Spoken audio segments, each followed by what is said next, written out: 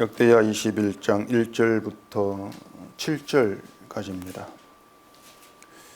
여호사밧이 그의 조상들과 함께 누움에 그의 조상들과 함께 다윗성에 장사되고 그의 아들 여호람이 대신하여 왕이 되니라. 여호사밧의 아들 여호람의 아우들 아사랴와 여히엘과 스가랴와 아사랴와 미가엘과 스바다는 다 유다 왕 여호사밧의 아들들이라.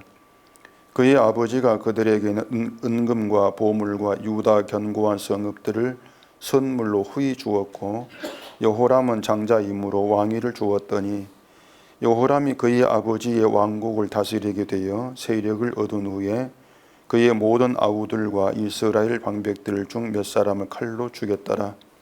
여호람이 왕이 오를 때에 나이가 32세라 예루살렘에서 8년 동안 다스리니라. 그가 이스라엘 왕들의 길로 행하여 아합의 집과 같이 하였으니 이는 아합의 딸이 그의 아내가 되었음이라. 그가 여호와 보시기 악을 행하였으나 여호와께서 다윗의 집을 멸하기를 즐겨하지 아니하였음은 이전에 다윗과 더불어 언약을 세우시고 또 다윗과 그의 자손에게 항상 등불을 주겠다고 말씀하셨음이더라. 아멘. 기도하겠습니다. 하나님 아버지, 우리가 말씀이 아니면 우리의 속을 내가 어떠한 존재인가를 알 수가 없습니다. 그저 하나님 믿는다 하고 살아갈 뿐입니다. 그런 우리에게 말씀을 통해서 우리의 존재됨을 깨닫게 하시니 이 말씀이 드러내는 내가 어떠한 자인가를 알게 하셔서 그 자리에서 주를 바라보고 주님이 행하신 일이 무엇인가를 아는 저희가 되게 해주시옵소서. 예수님 이름으로 기도합니다. 아멘. 지난 시간에는 그 여호사밧 유다 왕이 이스라엘 왕 아하시야와 교제하고 연합해서 배를 만들었죠. 그리고 다시스로 보내려고 했던 계획이 하나님께 책망을 받고 배가 부서지고 모든 계획이 무산되는 그런 내용에 대해서 생각해 봤습니다. 오늘 본문은 그 여호사밧이 죽은 다음에 그 아들 여호람이 왕이 된 것으로 시작을 합니다. 그런데 여호람이 한 일이 아주 악질적입니다. 2절에 보면은 여호사밧의 아들이 여호람 포함해서 모두 7입니다.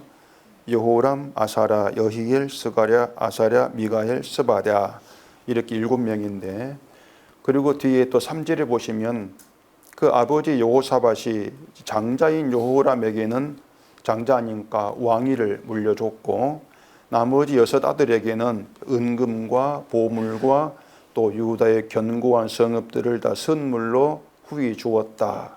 이렇게 되어 있죠. 견고한 성읍이라고 한 것을 보면은 비교적 크고 든든한 그런 성으로 생각해 볼 수가 있을 겁니다. 그렇게 7 아들들에게 모든 것을 이제 분배해 줬는데 여호람이 왕이 된 후에 이제 나라를 다스리는 권력을 얻게 되었죠.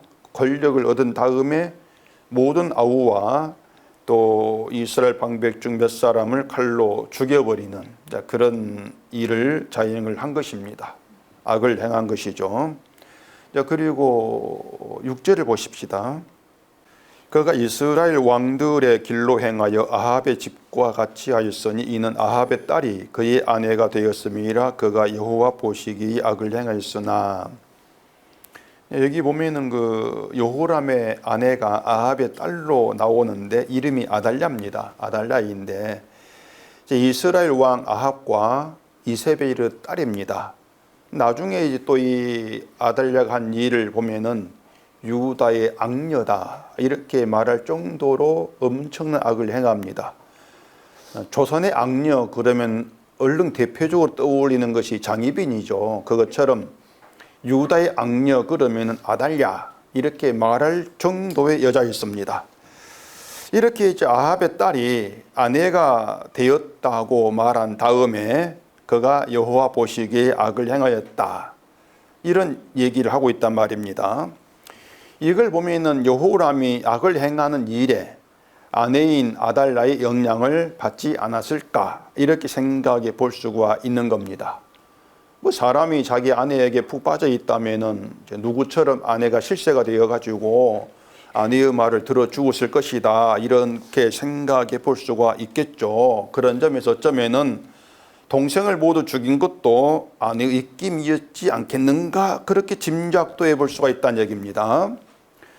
그리고 뒤에 그 15절에 보시면은 그 악을 행한 여호람에 대해서 선지자 엘리야가 창자의 중병이 들어서 창자가 빠져나온다, 그렇게 죽는다, 이런 하나님 말씀을 이제 전한단 말입니다.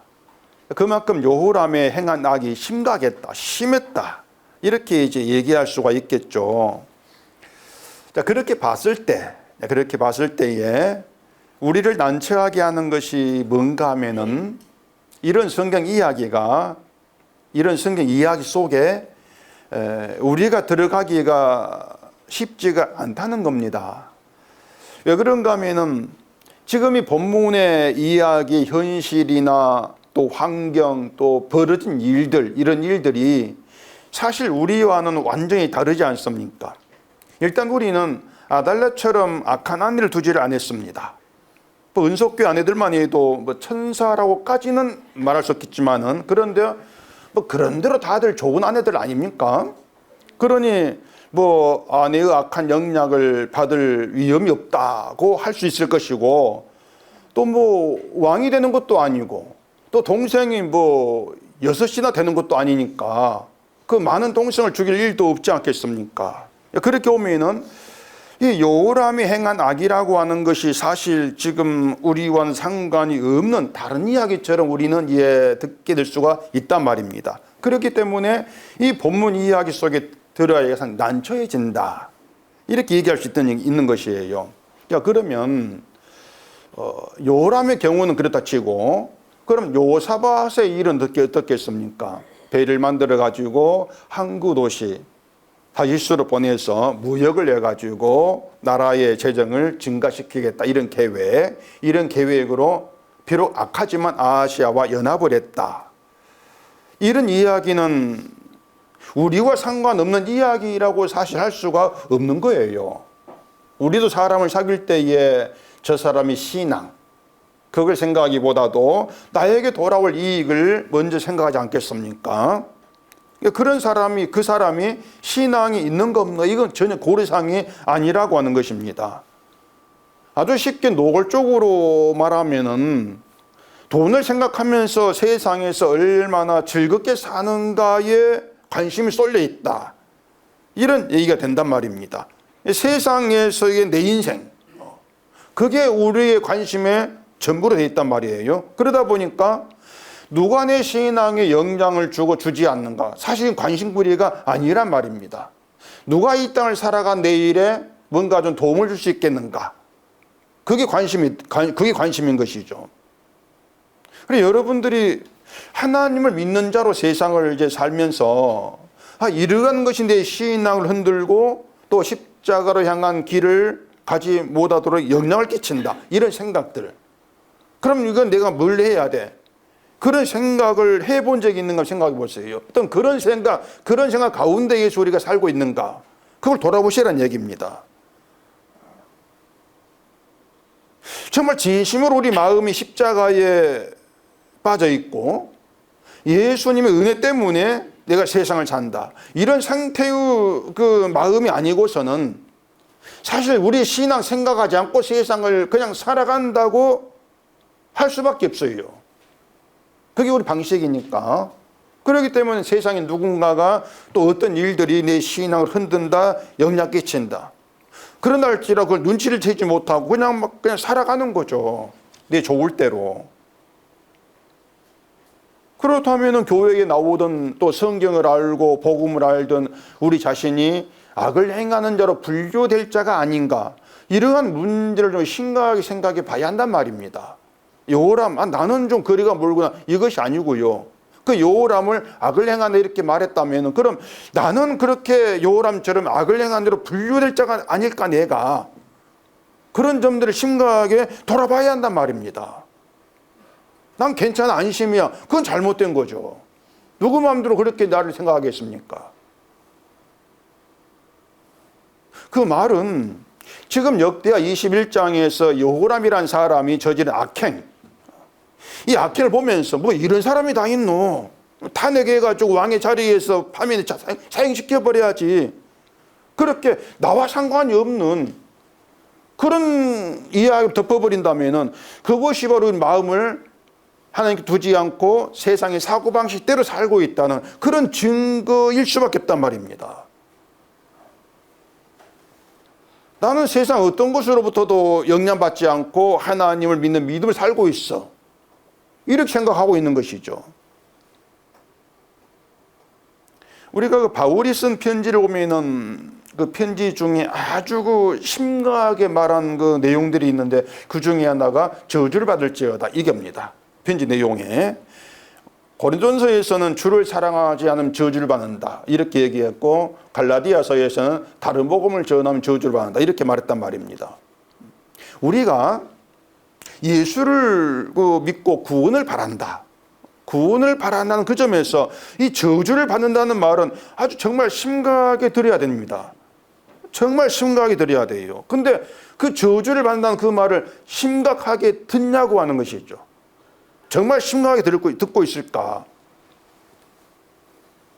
그 저주를 받는다고 하는 그 저주가 나와 상관이 없는 문제가 되려면은 주를 사랑해야 한단 말입니다. 바울의 말 따라서 주를 사랑해야 되죠, 내가.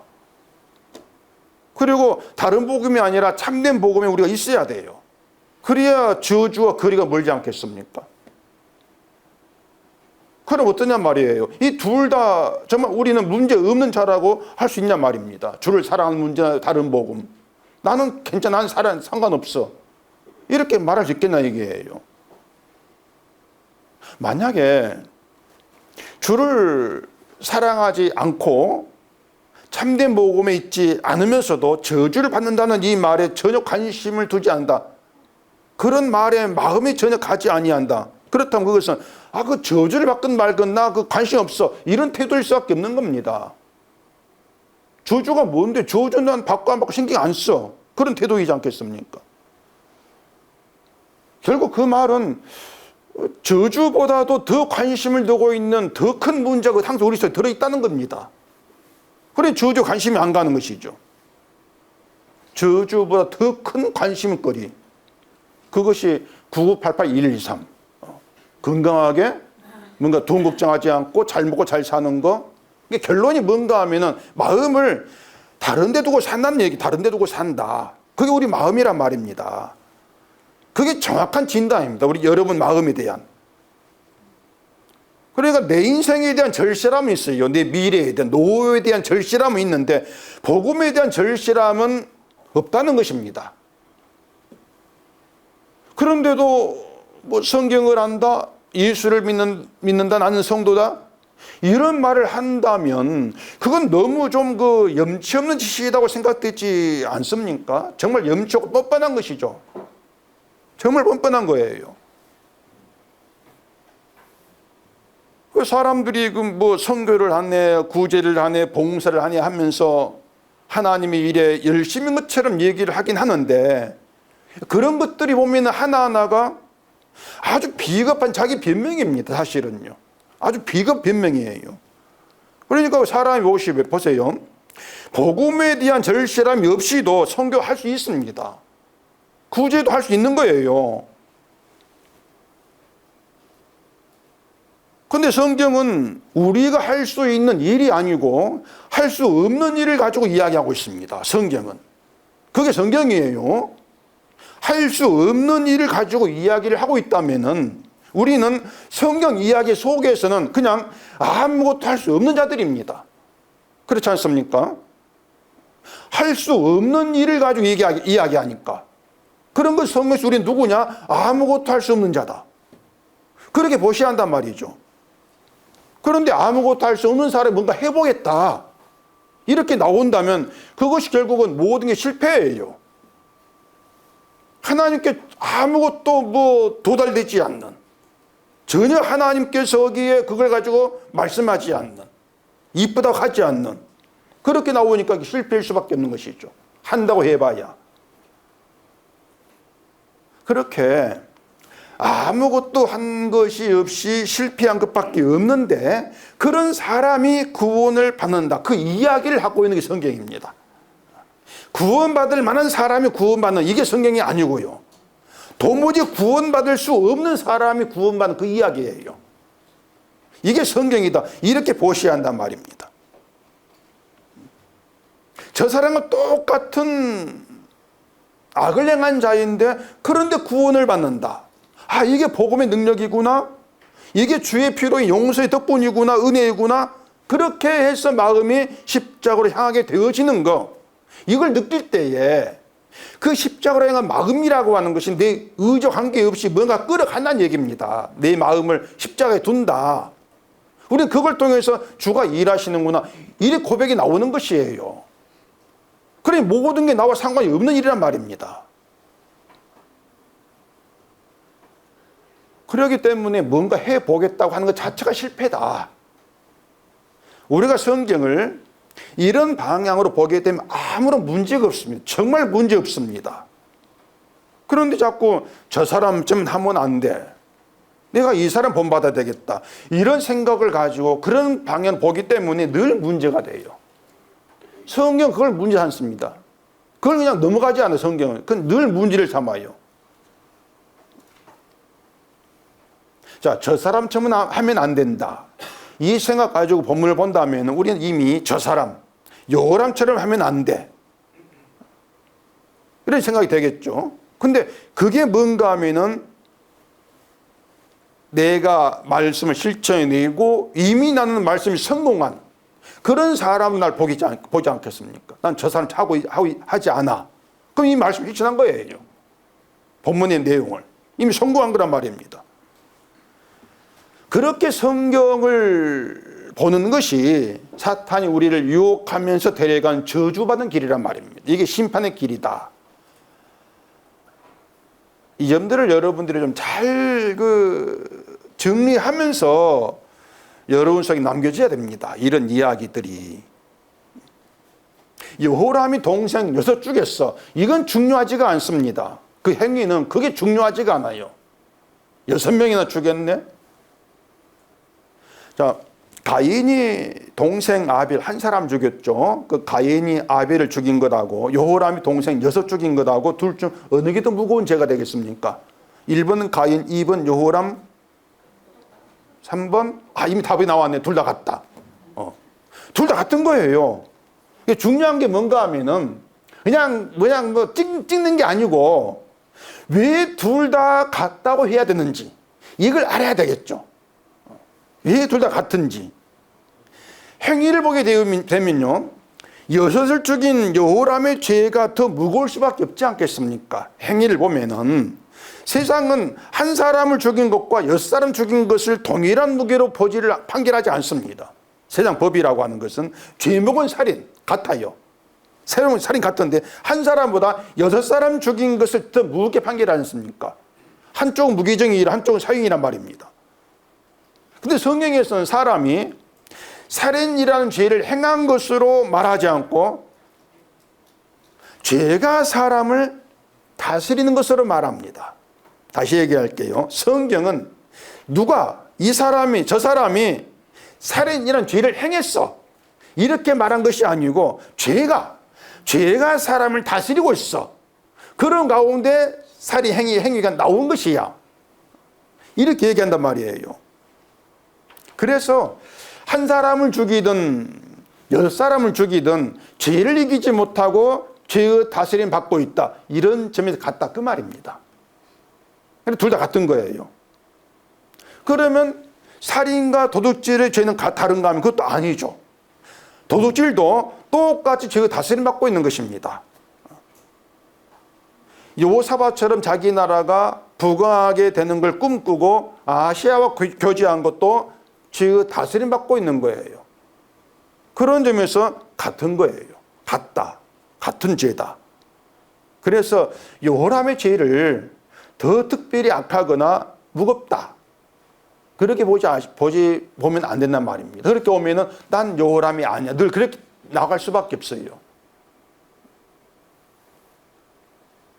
결국은 사람이 죄를 행한다고 했을 때에 어떤 죄를 얼마나 행했는가 이걸 따질 것이고, 죄의 무게를 서로 다르게 오면서 너 이만큼 죄가 지어, 나 이만큼밖에 안 돼. 이렇게 서로 비교할 거란 말이에요. 죄도 비교할 거란 말이에요. 이런 게 성경을 잘못 본 게 되는 것이란 말입니다. 여기에 대해서 바울이 얘기한 거 있는데 로마서 7장을 찾아보십시다. 로마서 7장 19절입니다. 내가 원하는 바 선은 행하지 아니하고 도리어 원하지 아니한 바 악을 행하는도다. 만일 내가 원하지 아니하는 그것을 하면 이를 행하는 자는 내가 아니요 내 속에 거하는 죄니라.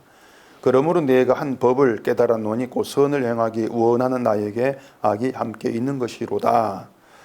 뭐 잘 아시는 그런 내용인데, 지금 바울이 자기에 대해서 고백을 합니다.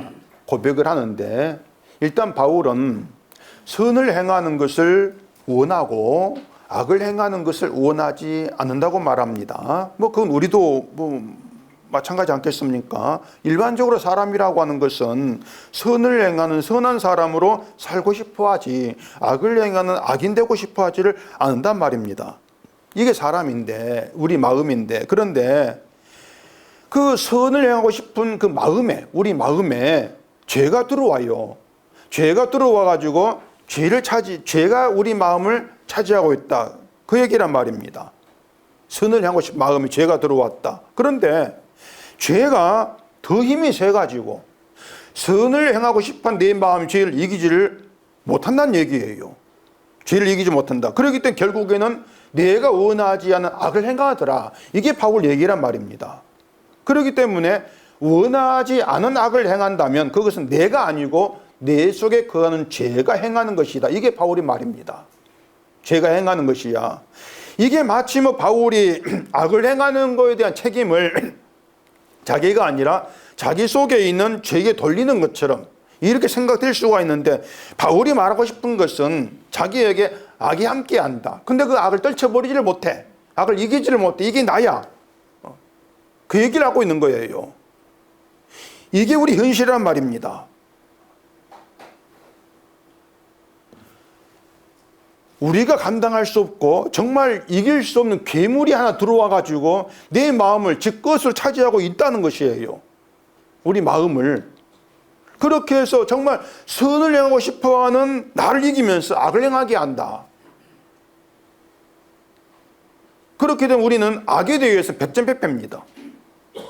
선이 나와질 수가 없다는 얘기예요. 그렇게 악에 붙들려 가지고 늘 죄 아래로 끌려오는 그런 상태가 우리인데, 여기에 대해서 바울이 하는 말이 결론적으로 오호라는 공고한 사람이다. 이 사망의 몸에서 누가 나를 건져내더라. 자기를 공고한 몸, 사망의 몸, 이렇게 말한단 말입니다. 우리가 말씀대로 살고 싶어 하지만 안 됩니다. 왜냐?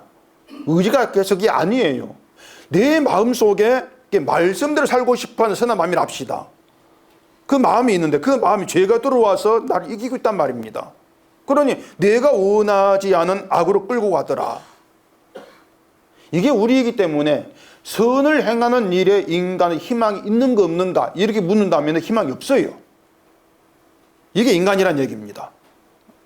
선을 행하려면 내 속에 들어와 있는 그 괴물, 죄를, 악을 이기야만 가능한데, 악이 나를 이기는 상태에서 선을 행한다? 이건 우리에게 가능하지 않다. 그러한 생각 접어라, 그 얘기입니다. 근데 정말 문제가 뭔가 하면은요, 사람이 자기 속에 죄가 들어가지고 함께하고 그 죄가 나를 이긴다, 이 현실, 이걸 아는가 하면 모른단 말입니다. 그걸 몰라요. 죄가 들어와 있어. 이걸 모르고 뭔가 이 세상이 선하다고 하는 그런 행위 보이면은 내가 선을 행하잖아, 이렇게 나온단 말입니다. 그게 사탄이 이끄는 길인 걸 모르고 있는 것이에요. 바로 이런 것이 죄가 원하는 대로 행하고 생각하는 것입니다. 선이 아닌데 그 선으로 착각도 행을 보면서 나는 선한 자야. 이게 죄가 원한 일이란 말입니다. 그래서 선을 행하려고 노력하면 선이 나온다, 이런 건 없습니다. 절대 없습니다. 믿음으로 살고자 하면은 뭐 강한 믿음이 되고 이런 건 없습니다. 선을 행하는 것이 이게 성경 상식대로 생각해 보면은요, 선을 행하는 것이 우리의 노력으로 뭔가 가능성이 있는 그런 일이라면은, 원하는 선을 행하지 않고 원하지 않은 악을 행한다? 그 바울은 노력이 부족한 거죠. 노력이. 바울 지가 잘못한 거죠. 의지가 약하거나 말입니다. 그렇게 볼 때에 악이라고 말할 수 있는 것이 무엇인가 하면은요, 구원에 대해서, 믿음에 대해서 아무 노력도 하지 않는 게 악한 것이냐, 아니면 노력을 하고자 하는 것이 악한 것이냐. 노력을 하고자 하는 게 악한 것이란 말입니다. 안 되는 일인데 하면 돼, 노력하면 돼, 이게 악한 것이란 얘기예요. 그러니 지금의 교회는 죄를 모르죠. 늘 말한 것처럼 죄가 몰라요. 죄를.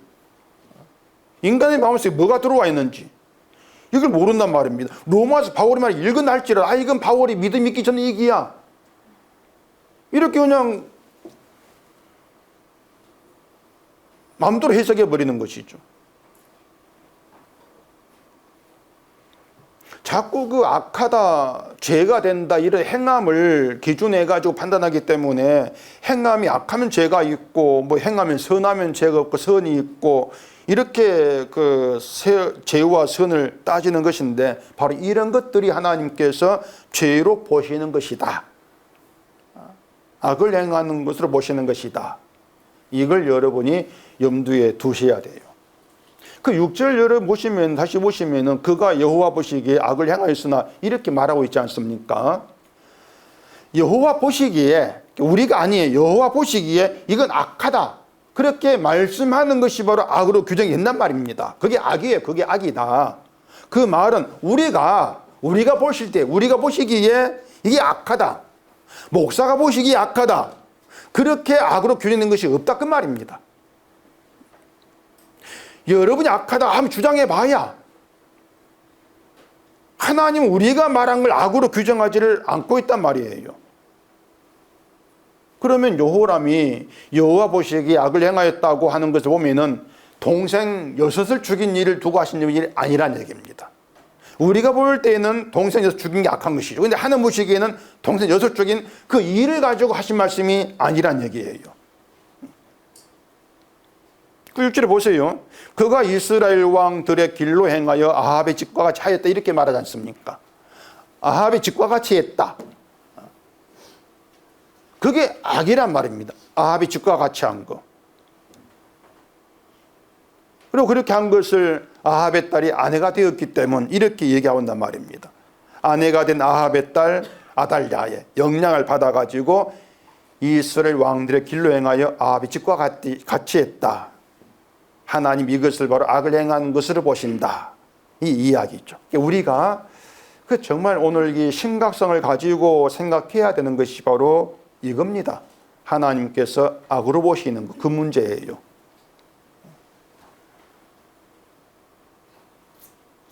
여호와 보시기에 악을 행하는 것이 무엇이냐, 이걸 심각하게 생각해야 되는 것이지, 우리가 보기에 저것이 악을 행하는 것이야, 이런 문제의 심각성을 두고 생각하지 않아야 한다는 것이죠. 그런데 사람들이 이 문제에 자꾸 거꾸로 되어 있습니다. 여호와 보시기 악이라고 하는 것은 무엇이라고 덮어버리고, 늘 내가 보기에 악을 행하는 것이 무엇인가, 여기에 신경을 쓰고 그걸 심각하게 생각을 하죠. 그래서 뭐 하나님 앞으로 제가 죄를 짓지 않겠습니다, 믿음으로 열심히 살아서 하나님 기쁘게 하겠습니다, 이렇게 하게 된다는 얘기입니다. 그렇게 신앙생활이라고 하는 것을 자기가 보기에 옳은 대로, 자기가 좋을 대로 이렇게 하려고 하는 것이에요. 그런 점들이 내 안에 죄가 들어와 있고 죄를 이기지 못함으로 인해서 원하는 선이 아니고, 하나님이 기뻐하시는 그런 선이 아니고 원하지 않은 악을 행하며 살고 있는 것이 우리 현실이다, 그렇게 보여야 돼요. 내 안에 복병으로 숨어있는 죄를 발견치를 못하는 것이죠. 그러니 늘 죄와 한통 속으로 가는 것이죠. 그 여호람이 동생을 죽인 일을 보면은 이 성경에는 어떤 동기, 이유에 대해서 말하지 않고 있습니다. 그런데 앞에서 말씀드린 것처럼 아내로 둔 아합의 딸 아달랴의 말을 들은 것이 아닌가 이렇게 짐작은 해볼 수가 이제 있는데, 자, 동생들이 다 이제 견고한 성읍을 차지하고 있지 않겠습니까? 나름대로 뭔가 이제 좀 그래도 힘이 있어요. 뭐 왕보다는 아주 적겠지만 그래도 성읍을 차지하고 있으니까 힘이 있단 말입니다. 그러니까 지 여섯 동생 힘을 합해가지고 당신 치면은 왕의 자리를 뺏길 수가 있어. 그러니까 미리 아예 쌀 잘라버려야 돼. 이렇게 꼬드길 수 있단 말입니다. 그렇지 않습니까? 동생 여섯을 한꺼번에 주겠다?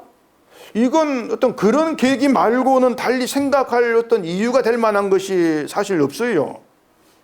동생이 미워주겠다. 그렇다 할지라도 아니 6명이 동생 한꺼번에 미워줄 수 있겠는가? 아마 그렇지는 않을 거 아니겠습니까? 그러니까 뭔가 좀 역적질을 할 수 있는 그 계기, 그 가능성을 생각지 아니했을까? 그건데 어쨌든지 간에 우리가 이 이야기를 살인이라고 하는 행위가 아니고 무엇이 동생 엿을 죽게 했는가, 여기에 초점을 두자는 얘기입니다. 무엇이? 왜냐하면 말씀드린 것처럼 본문에서 아합이 한 일을, 여호람이 한 일을 아합이 집과 같이 한 것, 이렇게 말하기 때문이에요. 아합이 집과 같이. 뭐 이것이 이스라엘 왕 아합의 가문에도 동생 6중의 사건이 있었는데 아합의 딸이 그걸 보고 본받아가지고 같은 일을 행했다, 이런 것이 아니고요. 아합의 집이 그 세상을 살아가는 사고방식이 아합의 딸을 통해서 여호람에게 영향을 끼쳤다, 그런 이야기 든단 말입니다. 자, 그럼 여기서 이제 필요한 게 아합의 집, 그 아합의 집이라고 하는 것이 어떤 사고방식으로 살았는지를 아는 게 이제 필요하죠. 그것이 곧 이제 이스라엘 왕들의 길로 행하는 것이 되니까,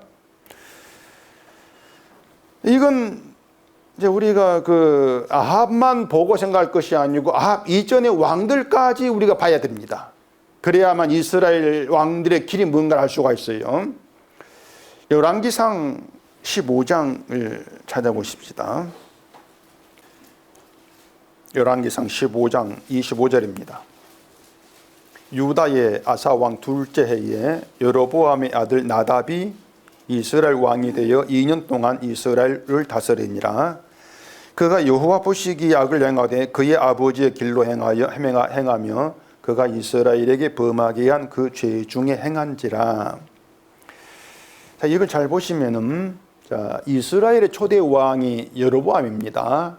여로보암이고 그 아들 나답이 이제 다음 왕이 되어서 이스라엘을 다스립니다. 그런데 그 나답이 여호와 보시기에 악을 행했다, 이렇게 말했지 않습니까?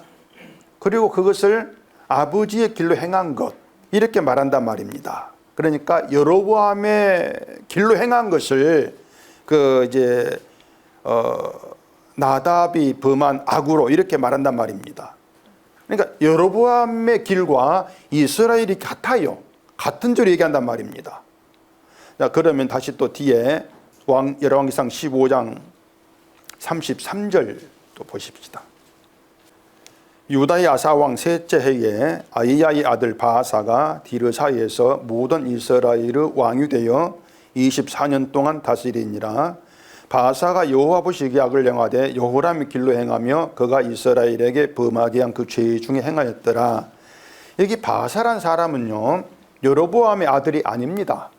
역모를 해가지고 나답을 죽이고 왕이 된 사람이에요.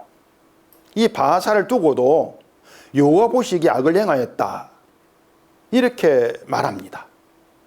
나답과 똑같이 여로보암의 길로 행하여 이스라엘에게 범하게 한 죄 중에 행하였다, 이렇게 말합니다. 바아사가 나답을 죽이고 왕이 되어서 이거 행위는 말하지 않아요. 이건 드러내지 않고 그냥 나답과 똑같이, 나답은 정상적으로 아버지의 왕이 이해받은 사람인데 그 나답과 똑같이 여로보암의 길로 행하여 이스라엘에 범하게 한 죄 중에 행했다, 같은 죄로 묶어버린다는 얘기예요. 그 바아사가 왕이 될 때에 나답만 죽인 게 아니고 여로보암의 집을 아예 도륙을 해버립니다. 싸그리 다 몰살시켜버립니다. 우리나라 역사에도 보면은 역모를 하게 되면은 왕의 집안 다 도륙을 해버리지 않습니까? 씨를 남겨두면 나중에 확인될 수 있으니까 안전에 못 다 죽여버린다는 얘기예요. 그 바사의 행위를 보면은 이건 뭐 동생 엿을 죽인 여호람 더 악질입니다. 악질 중에 최고 악질이죠. 그런데 그냥 아버지의 뒤를 이어 왕이 나답이나 그렇게 5원쯤 몰살하면서 왕이 된 다하사나 똑같이 여호와보시기에 악을 행했다. 그러면서 여로밤 길로 행했다. 이렇게 말한다는 얘기예요. 그래 말씀드린 것처럼 죄라고 하는 것을 인간 행위를 구분하지 말라는 얘기입니다. 그렇기 때문에 죄의 무게 달라져요. 근데 성경은 행위를 말하지 않아요. 어떤 식으로 왕이 되었든 모든 그 죄를 똑같이 하늘로 묶어버린다. 이게 성경이다. 그 점에 우리가 초점을 둬야 한단 말입니다. 제가 지금 하는 말이 복잡하게 들릴지 모르겠는데 전혀 복잡하지가 않습니다. 제가 지금 차근차근하게 말씀드리고 있으니까 잘 들으시면 쉬워요. 1 더하기 1은 뭐다? 그만큼 쉬워요. 여로보암이 이스라엘에게 범하게 한 죄, 그것만 알면 된단 말입니다. 이스라엘에게 범하게 한 죄가 뭐냐, 이것만 알면 돼요. 자, 그러면은 역대하 11장을 보십시다. 역대하 11장 14절. 레위 사람들이 자기들의 마을들과 산업을 떠나 유다와 예루살렘에 이르렀으니 이는 여로보암과 그의 아들들이 그들을 해임하여 여호와께 제사장의 직분을 행하지 못하게 하고 여로보암이 여러 산당과 순념소 우상과 자기가 만든 송아지 우상을 위하여 친히 제사장들을 세움이라. 여로보암이 이스라엘 백성들을 예루살렘 성전으로 가서 제사 지내는 이걸 막으려고 금송아지 둘을 만들어 가지고 하나는 베들에 두었고 하나는 단에 두었습니다. 기억나시죠? 예, 그런 일을 했습니다. 그러니까 여로보암은 뭐 멀리 고생스럽게 예루살렘 그 성전까지 가지 않아도 여기서 너희들 제사 지내게 해줄게 이렇게 한 거예요. 그런 방식으로 백성들이 자기 신앙을 지키도록 도와준 일을 한단 말입니다. 그런데 자, 그렇게 하면은 누가 반발하겠습니까? 레위 사람들, 제사장이 반발하겠죠. 제사는 예루살렘 성전 가서 해야지. 아니 왜 어떻게 금송아지를 만들어가 여기 제사로 가는, 이건 잘못된 것이야. 집단으로 항명을 할 수 있단 말입니다. 서명해가지고. 그래서 그런 것인지 여로보암이 제사장들을 다 해임시켜버립니다. 레위 사람들을 다 잘라버려요. 이건 강등도 아니고 자춘도 아니고 아예 그 제사장의 직분을 행하지 못하게 만들어버립니다. 그래서 해임당한 제사장들이 유다로 망명을 하는 그런 일을 벌어진 거란 말입니다. 그래도 여로보암은 제사 지내려면 제사장이 있어야 되니까 제사장을 자기가 지명을 합니다. 지명해가지고 세운단 말이에요. 그런데 그 제사장이 여호와를 위한 것이 아니라 자기가 많은 송아지 우상을 위한 제사장, 그런 점이 여호와 보시기에 악함이다. 그 얘기가 된단 말이에요.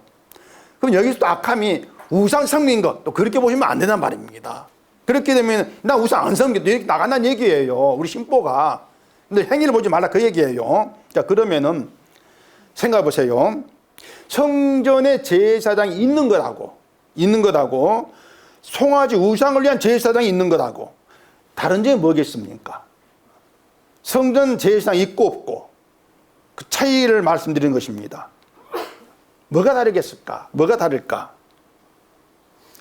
자, 이건 중요한 겁니다. 잘 들으셔야 돼요. 성전에 제사장이 있다는 것은 성전 통해 드러나는 하나님의 용서와 긍휼에 대해서 들을 기회가 있다 그 뜻입니다. 제사를 통해서 성전의 용서와 긍휼을 들을 수가 있어. 그거예요. 반대로 그 제사를 해임시켜버리고 송아지 우상을 위한 제사를 세웠다면은 한마디로 말해서 하나님 용서 긍휼은 들을 수가 없고 오직 인간을 위한 복을 비는 일, 인간의 복을 준 하나님, 그 얘기만 듣는 게 전부가 그 뜻이란 말입니다. 이해가 되십니까 지금? 예. 자, 성령 제사장이 해임시켜 버렸으니까, 그 제사장이 없으니까 죄로 인해 죽은 자에게 베푸신 하나님 용서 궁이 사라져 버리고, 열심히 믿고 섬기는 자에게 복 주는 그 하나님에 대한 이야기만 들을 것이다. 그럼 이스라엘은 자기가 죄로 인해 죽은 자야, 이건 생각지 못하고 용서 궁을 듣지 못하고 복을 입으면 복을 입으면 복 받을 거야, 그렇게 믿는 거, 이게 이스라엘에게 죄를 행하게 하는 된 것이란 말이에요.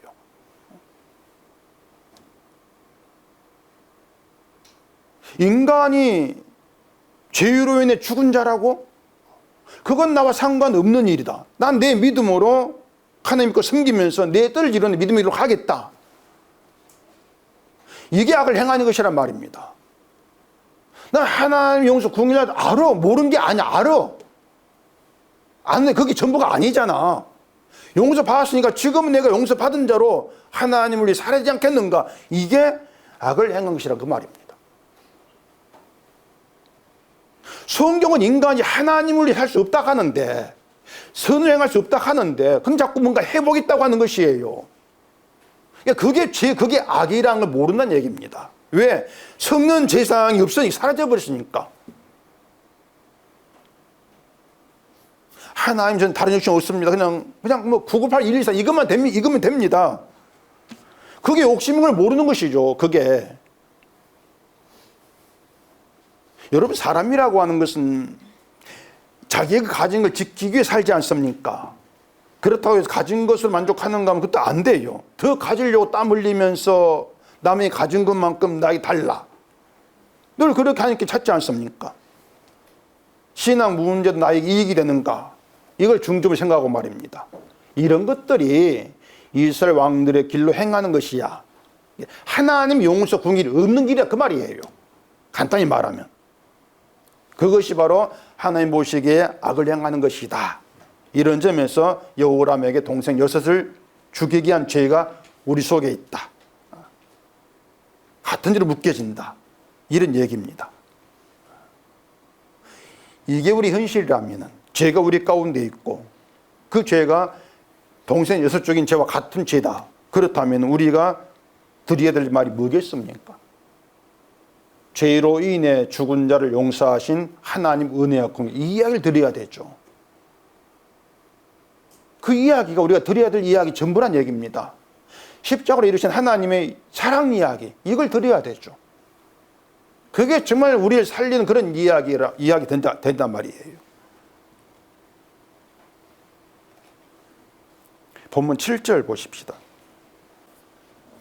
여호와께서 다윗의 집을 멸하기를 즐겨하지 아니하셨음은 이전에 다윗과 더불어 언약을 세우시고 또 다윗과 그의 자손에게 항상 등불을 주겠다고 말씀하셨음이더라. 다윗의 집도 대단한 집이 아니에요. 똑같은 집이에요. 아합의 집과. 심판을 받아야 될 악을 행한 무리라, 그 뜻입니다. 다윗의 집도 심판을 받아야 한단 말입니다. 그런 다윗의 집이, 아합의 집과 똑같은데 그런 다윗의 집이 심판을 받지 않고 구원을 받는다. 무엇 때문이야? 언약 때문이다. 언약이 있기 때문이야. 그리고 다윗과 자손에게 항상 등불을 주겠다고 하신 그 말씀 효력 때문이다. 그래서 다윗의 집이 하나님의 심판을 받지 않고 존재하는 것이지, 다윗이 대단했어, 뭐 하나님을 위한 믿음 공로가 있어, 그게 아니다. 그것이죠. 항상 등불을 주신다고 하는 것은 그 등불이 꺼지지 않는 얘기입니다. 등불을 주고 또 준 것이 아니고 그 등불이 꺼지지 않아요. 그래서 늘 등불 주신다, 그 뜻이에요. 등불이 꺼져버리면 등불을 줄 수 없지 않습니까? 그러니까 다윗의 집에 꺼지지 않는 등불을 주신다는 것인데, 그 등불이 뭔가 하면요, 성전 제단에서 죽는 제물의 피입니다. 자, 레위기 6장에 보시면은 제단 위의 불은 항상 피워서 꺼지지 않게 하라, 그 말씀이 있습니다.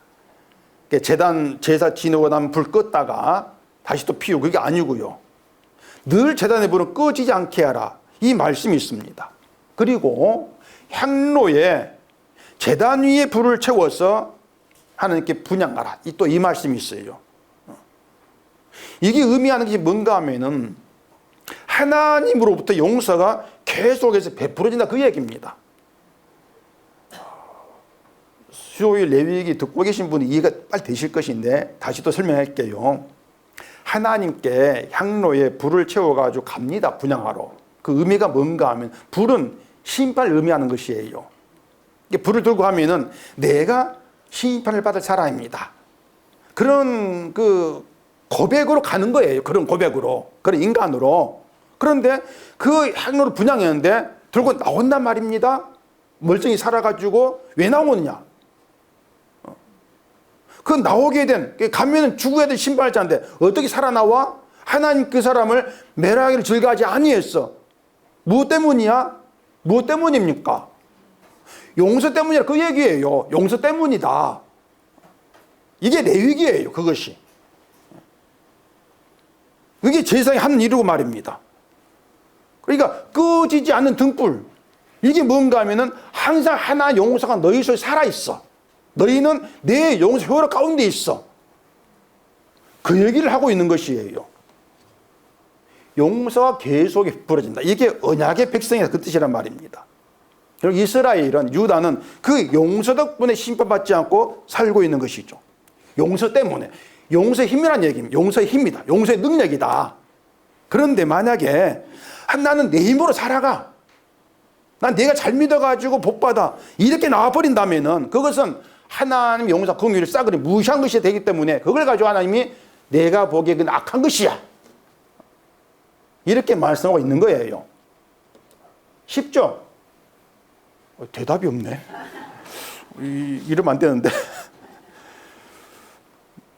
뭔가는 아시겠죠? 그럼 됐습니다. 말고. 우리가 지금 사는 것은요, 내가 뭐 직장 다니고 돈 벌고 밥 먹고 그런 취지로 생각하지 마시고요. 예수님의 피로 이루어진 용서 은혜가 베풀어진 덕분이다. 좀 그렇게 생각해 주시라는 얘기입니다. 세상은 자기 힘으로 살아갔죠. 그러면서 나도 내 힘으로 전가 좀 이걸 이루어야지. 이게 뭔가 하면 세상 영향을 받는 거예요. 세상으로부터. 근데 그걸 눈치를 못 챘단 말입니다. 요사바처럼. 그게 악을 행한 것으로 그렇게 판결되고 있는 것이에요. 우리를 저주받는 자로 심판의 사람으로 이렇게 드러내서 그렇게 해가 네가 지금 살고 있는 것은 꺼지지 않은 등불 십자가 용서가 너를 천국 끌고 가기 때문이야. 그 얘기를 하고 있는 겁니다. 무엇과도 비교할 수 없는 크신 사랑을 우리에게 증거하고 있는 것이에요. 저주를 통해서. 이것이 바울이 교회를 향해서 주를 사랑하지 않으면 저주를 받을지어다 이렇게 말한 이유가 된단 말입니다. 교회를 향해서 야야 너희 신앙생활 똑바로 안 해? 뭐 지옥 간다? 협박 요게 아니에요. 저주가. 하나님의 사랑을 얘기하고 있는 것입니다. 뭐 아는 내용 보십시다. 한번 고린도전서 16장 찾아보십시오. 고린도전서 16장 22절입니다. 만일 누구든지 주를 사랑하지 아니하면 저주를 받을지어다. 우리 주여 오시옵소서. 주 예수 그리스도의 은혜가 너희와 함께하고 나의 사랑이 그리스도 예수 안에서 너희 무리와 함께할지어다. 여기에서 주를 사랑하지 않으면 저주를 받는다 하니까 그럼 내가 저주 안 받아 주를 사랑해야 되겠네. 그 생각이 왜 잘못된 것인지 아시겠죠? 예. 우리는 주를 사랑하지 못해요. 절대 그럴 수가 없습니다. 이미 나의 사랑은요, 나에게로, 내 자식에게로 향해 있습니다. 내 사랑이. 그 사랑을 둘로 나누지를 못해요. 하나는 주를 사랑하는 거, 하나는 나를, 너는 자식을 사랑하는 둘로 나누지를 못한단 말입니다. 두 마음이 되지를 못해요, 우리 마음은. 그렇다 우리는 주를 사랑하지 않은 자로 저주를 받을 자죠. 우리는. 그런데 바울이 그 뒤에 우리 주여 오시옵소서 이렇게 말한단 말입니다. 이걸 마치 사람들은 세상 마지막 때에 있을 재림을 이 바울이 기다리는 그것처럼 생각하는데 그렇게 오면 좀 이상한 말이 되죠. 저주를 말해놓고 왜 갑자기 주여 오시옵소서 이렇게 말하냐 그 말입니다. 빨리 와가지고 날 저주해 날 심판해 그 뜻이겠습니까? 바울은 단순히 제 이름을 소망한다 이렇게 말하고 있는 것이 아니고 저주가 전부인 나에게, 주를 사랑하지 못한 그 나에게 소망은 꺼지지 않는 등불 예수님의 용서입니다. 그 뜻이에요. 그러니까 용서의 예수님 빨리 좀 나에게 오십시오 그 뜻이란 말입니다. 나에게 와달라. 나에게 소망은 주님이 전부입니다. 예수님의 용서의 은혜를 소망하는 그 말로 우리가 이해할 수가 있는 것이죠. 그래서 이어지는 게 그리스도 은혜가 너희와 함께하고 나의 사랑이 그리스도 예수 안에서 너희와 함께할지어다 이렇게 말하는 것이에요. 저주를 말해주는 것이 바울의 사랑이란 얘기입니다. 저주를 통해서 주의 은혜가 너희에게 함께하고 저주를 통해서 주의 은혜를 알라 그 말입니다. 또 예수 안에서 사랑과 예수 안에서 나의 사랑이 너희와 함께할 것이다. 이 모든 것이 저주를 안에서 우리가 주어지는, 우리가 배우게 되는 사랑의 은혜라 이 말이란 말입니다. 결국 저주를 받을지어다 이 말이 하나님의 용서, 긍휼을, 사랑을 얘기하고 있습니다. 욕이 아니고. 우리 속에 있는 죄는 언제나 나를 위하는 욕망으로 드러나게 돼 있어요. 그런 점에서 여호람의 행위가 같다 그 말입니다. 자기 왕권 지키려고 차지할 동생을 죽여버리는 그 죄, 자기를 지키려고 하는 거 똑같은 죄의 속성이라 그 뜻이에요. 우리가 살아가면서 우리가 어떻게 지금 살고 있는가 보시면은 이 내막들을 우리가 분명히 알 수가 있는 거죠. 내 본성이 어떻게 움직이는가 이걸 생각해 본다면은 이런 우리에게 예수님의 용서의 은혜가 내 속에 꺼지지 않는 등불이 되어서 나를 구원에 이르게 한다. 그게 성경 이야기입니다. 이 이야기가 우리 속에 살아있을 때 우리는 주의 은혜에 감사할 수 있게 되어지는 것이죠. 감사합시다. 사실 그런 말도 할 필요가 없는 거예요. 인간이 왜 저주를 받을 자인가? 저주를 이야기해 주면은 그 저주 안에서 정말 꺼지지 않는 등불, 주님의 용서가 내 속에 살아있다는 거, 내 속에 들어온다는 이것이 얼마나 복된 것인가. 이것보다 더 큰 은혜 없어. 이렇게 나갈 것 아니겠습니까? 그럼 자연히 십자가를 바라볼 될 것이고 주로 감사해야 될 것이고 이렇게 되어진단 말이에요. 그게 성도인 것이죠. 이런 이야기 속에서 늘 여러분의 믿음 때문에 심각하게 하지 마시고요. 내가 무엇에 소망을 두고 살아가는가 이 문제를 들여다보시면서 나 같은 자, 정말 심판을 받아 마땅한 나 같은 자에게 필요한 건 주님의 용서, 꺼지지 않는 등불이구나. 그걸 아시고 주님의 은혜가 여러분이 살아있고 은혜에 감사하는 우리가 되어지기를 바랍니다. 기도하겠습니다. 우리 아버지 하나님, 성경 이야기하는 것 우리가 행할 수 있는 선은 없다는 사실입니다. 이것이 우리 안에 희미해지지 않게 하시옵시고 정말 저주받아 마땅한 우리에게 꺼지 않는 등불로 오신 주님의 은혜, 용서 바라고 감사하고 살기를 소원하는 우리가 되게 해주시옵소서. 예수님 이름으로 기도합니다. 아멘.